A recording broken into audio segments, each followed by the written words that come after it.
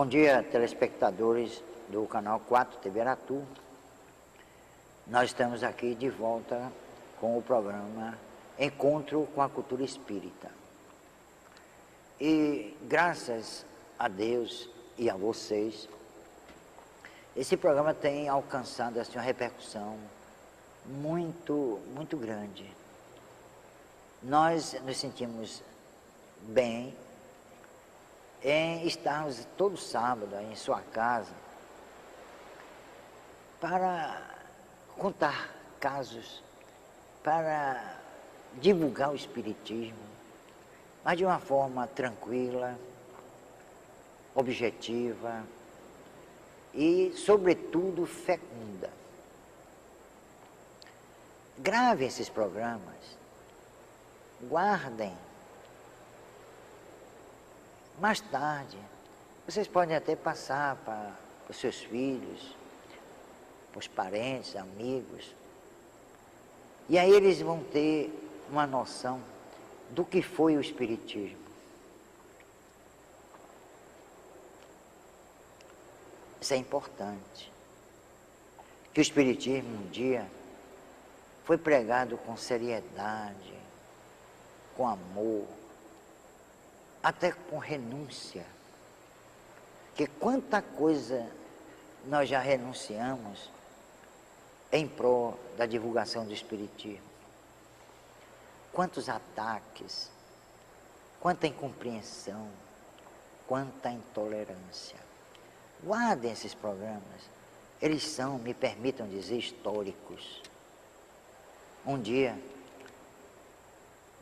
seus netos, filhos, hão de pôr na televisão da época, que deve ser ultramoderna, esses filmes, esses programas, e vão dizer assim, puxa, houve realmente uma doutrina fantástica neste Brasil, uma doutrina maravilhosa, uma doutrina que fala não exatamente de paz, amor, felicidade, mas uma doutrina que toca as nossas consciências, ou que tocava as consciências naquele passado. E por falar em consciência, a gente também lembra da inconsciência. E hoje nós vamos tratar disso com luz, ou melhor, sob a luz do pensamento de Gustave Gelée, um psiquiatra francês, metapsiquista, mas que na verdade, embora ele se rotulasse metapsiquista, foi um espírita de um nível assim fantástico. Era um cientista, era um homem que pesquisava, participou de memoráveis reuniões, onde os espíritos se materializavam. E foi numa reunião em Varsóvia, com o médium Franek Kluski, por sinal, que se materializou um Pithecanthropus erectus. Mais de 30 pessoas testemunharam este acontecimento. Onde estava este ser? No mundo espiritual? Ele não evoluiu?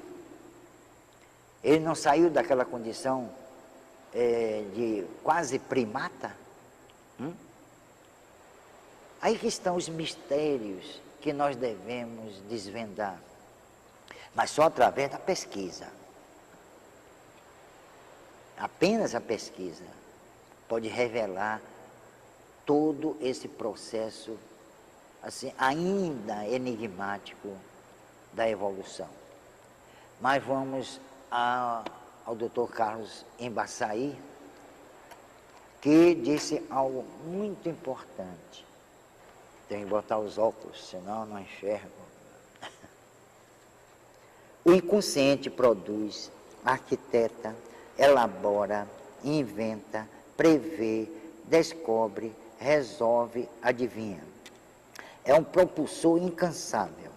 Não há para ele dificuldades, empecilhos, barreiras, desconhecimentos. Ele é onímodo. é onisciente, é onipotente. Dali sai o que nunca entrou. Ele tira do nada. O doutor Carlos Embaçaí, baiano, advogado, radicado em Niterói, já desencarnou, e legou aos intelectuais espíritas e aos espíritas de um modo geral uma obra fantástica, uma obra realmente que dignifica a nossa doutrina. Mas o doutor Gelei disse o seguinte, aliás, nós, no livro dos Reps da Comunicação Instrumental, fizemos esse trabalho, como eu disse, à luz do pensamento de Gelei. Na belíssima obra que deu o título de Inconsciente ao Consciente, demonstra o Dr. Gustavo Gelei que não encontrou, após inúmeras pesquisas, qualquer correspondência em leis fisiológicas, prestem bem atenção, para o inconsciente e o consciente. Quer dizer, ele não encontrou na estrutura física do homem, no caso aí o cérebro, nem o consciente, nem o inconsciente. Nenhum indício, pelo menos. Conclui que ambos não partem de neurônios, de células nervosas, mas de algo, entre aspas, e no caso, o espírito, que escapa à análise de laboratórios químicos e físicos e ao escalpelo dos cirurgiões. Olha, mente, isso é muito importante. Não foi qualquer um que disse isso, não. Foi um homem considerado gênio, Gustavo Gelei. E escreveu esse livro que é realmente uma preciosidade.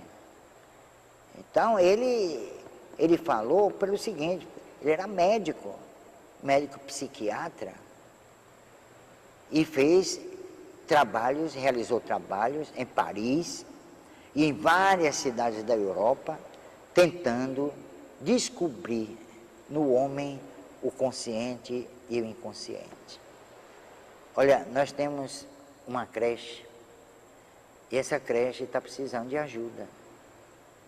Mas não é ajuda de voluntários, não. Ajuda material. Não precisa nem dar dinheiro, mas mantimentos, roupinhas para as crianças. São quase 30 crianças absolutamente carentes. Algumas não têm nem casa. Os pais moram na rua. Sexta-feira eles não querem nem ir embora, porque não tem para onde ir. Ajudem, se comuniquem conosco. Agora vamos ao nosso intervalo e voltamos com essa questão muito especiosa do consciente e inconsciente.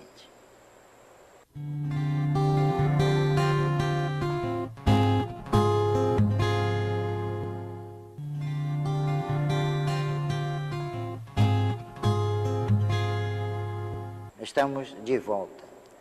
Agora, não só Gustavo Gelei se manifestou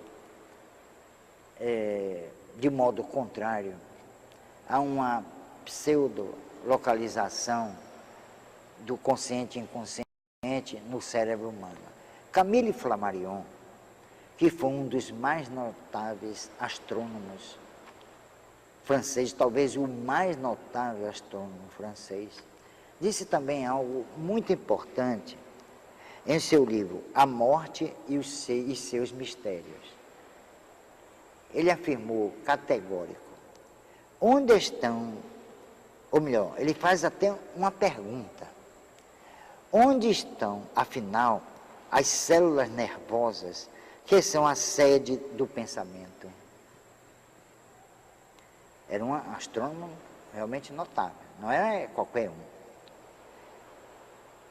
Esta prístina indagação vem desde os tempos heróicos do ilustre anatomista italiano Marcello Malpighi, que foi um dos primeiros pesquisadores a utilizar o microscópio para o estudo dos tecidos.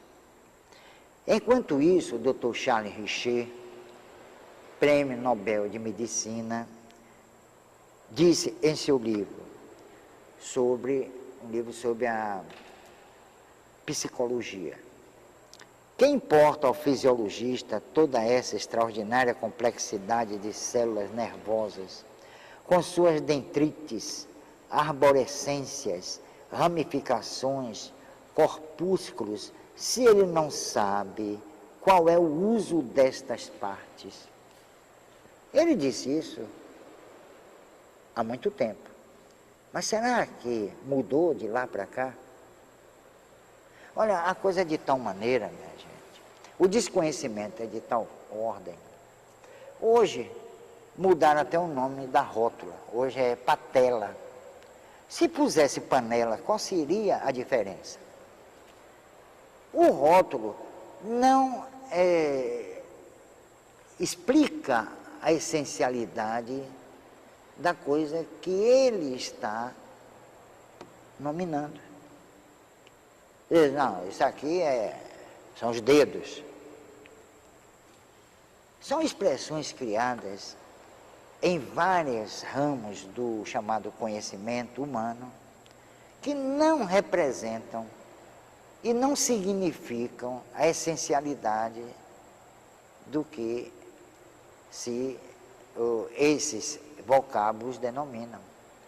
Então, não há possibilidade, nesse caso, de se conhecer inteiramente o processo de desenvolvimento, de evolução do homem. É uma incógnita ainda, é um enigma. E querem que esta evolução tenha como base certos dispositivos que entram no ramo ou no campo da teoria, e não da experimentação objetiva, pragmática. Então, mais adiante, o Dr. Carlos Embaçaí diz o seguinte, no livro Freud e as Manifestações da Alma: o inconsciente, disse Dr. Carlos Embaçaí, tornou-se no laboratório de psicanálise, psicólogos e até parapsicólogos um recipiente mágico. Dali saem prodígios, ali se resolvem mistérios, ali se processam as maiores complicações e solucionam-se questões intrincadas, matam-se charadas psíquicas.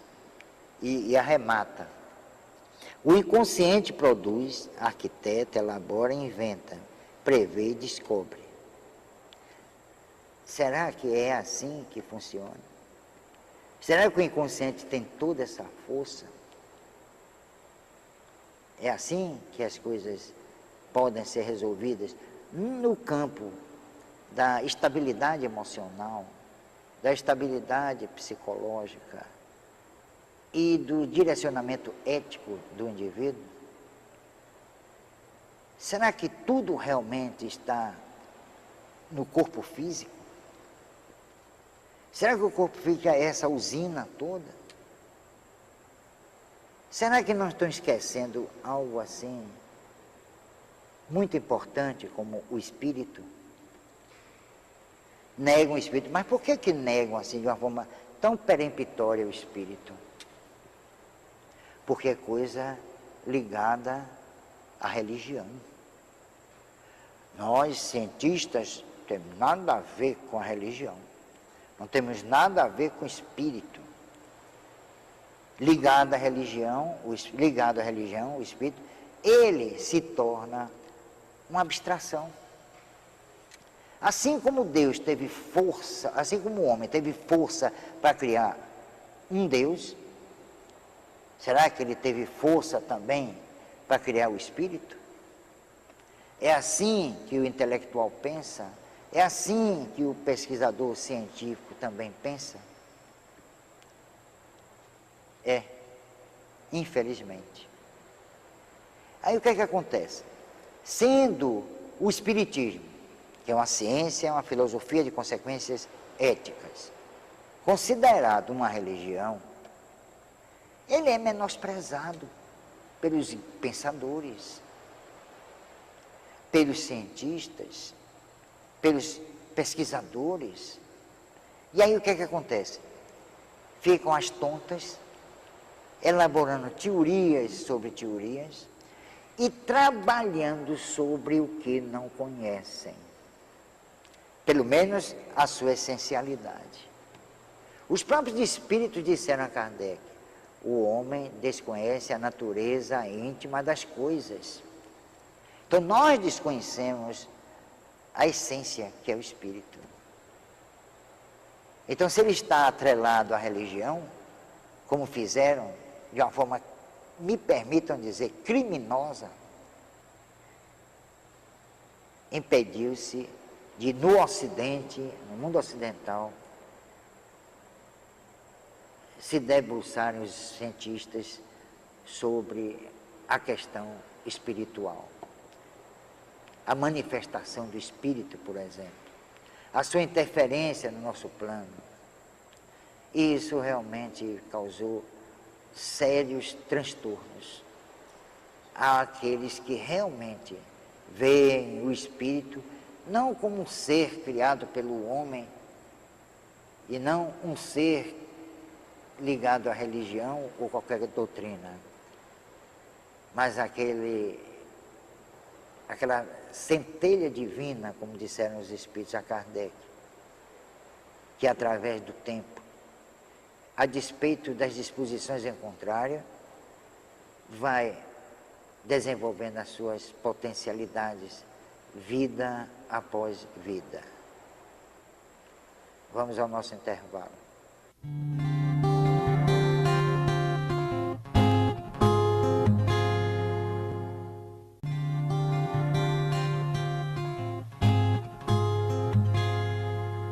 Voltamos à presença de todos vocês e um adendozinho. Nós queremos agradecer a audiência. Olha, foi uma surpresa muito grata. Nós estamos com uma audiência muito grande. Provavelmente pela seriedade deste programa. Ou provavelmente não, com certeza, pela seriedade com que encaramos a doutrina dos Espíritos. Nós não temos inveja de ninguém. Eu nunca tive. Porque eu sempre me bastei a mim mesmo, intelectual e moralmente. Eu não posso ter inveja do que eu não admiro. Eu não posso ter inveja do que eu não respeito. Eu não posso ter inveja da mediocridade. Mas vamos às nossas perguntas. Há 3 dias, um amigo meu foi morto. Ainda estou muito angustiada e gostaria de saber se ele continua sofrendo. Ele era policial. Essa pergunta é de Solange, do Bonfim, aqui perto do nosso centro, desculpa. Olha, Solange, pegue o livro O Céu e o Inferno, de Allan Kardec. Aí você vai ter conhecimento do que acontece com a pessoa que morre de uma forma brutal. Lá também, no Livro dos Espíritos, há um ensaio teórico das sensações nos espíritos, de autoria do próprio Allan Kardec. Ensaio teórico das sensações nos espíritos, onde você vai encontrar a resposta mais do que adequada ao que aconteceu e está acontecendo com o seu amigo policial. Pode ter certeza disso. Mas, a priori, eu posso dizer a você que ele continua sofrendo. Eu não vou chegar aqui e dourar a pílula, dizer, como diziam os antigos. Dizer, não, ele está no reino de Deus, está sentado à direita do Pai. ele pode estar até sendo socorrido por espíritos abnegados, por espíritos dedicados justamente a essa tarefa, mas está sofrendo. Com o tempo, ele vai entrando num estado de assim, de quase insensibilidade à dor e pode, tempos depois, reencarnar. Agora, às vezes, o espírito imprime no corpo que ele plasma, a partir da concepção, certas sequelas decorrentes de fatos acontecidos numa vida anterior ou em vidas anteriores. Isso pode acontecer. Agora, ore muito por ele. Vem aqui no Telma para a gente fazer um trabalho por seu intermédio em direção a ele. Venha e me procure. E nós vamos conversar mais assim, demoradamente, com maior tempo, sobre o problema que aconteceu com seu amigo policial. Continue a nos telefonar. As suas dúvidas, não só você, mas os telespectadores. Telefonem, tirem suas dúvidas. E agora vamos à nossa habitual mensagem. Rui Barbosa, o grande baiano, jurista, disse algo interessante, que se aplica ao nosso tempo. Não há tribunais que bastem para abrigar o direito quando o dever se ausenta da consciência dos magistrados. Rui Barbosa disse isso. Ele devia ter seus bons motivos para elaborar essa sentença. Até o próximo programa. Encontro com a cultura espírita.